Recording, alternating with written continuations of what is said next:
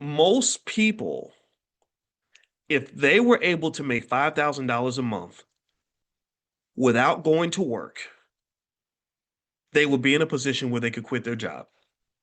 Or at the very least, they'd be in a position where they could lose their job and still and know that they're not going to be homeless. Would you agree with this? Would you agree with this? That for most people, if they had $5,000 free a month coming in income, $60,000 a year, and they got this money without doing any work at all, they wouldn't have to ever really work again.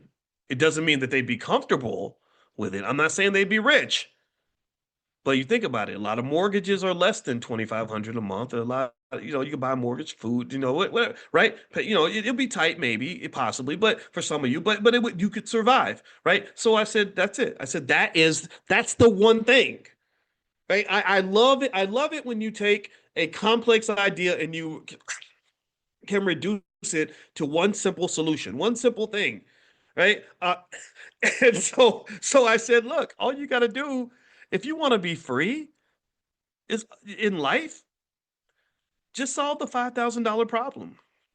Figure out how to make $5,000 a month without going to work. And then you have access to all kinds of freedoms that other people can only dream about. Most people give up tens of thousands of hours of labor and free time, time that they would rather spend with their kids, time they rather spend with their friends and family, time they rather spend on themselves. And they take all that time and they spend it in some hostile environment just so they can get just enough money to pay bills and get by, just so they can get maybe $4,000 or $5,000 a month. So I said, if you can solve the $5,000 a month problem, the $5,000 problem, then you're free. You're off the plantation forever. So you don't need a plantation. You need a plan. A lot of people are searching for a better plantation.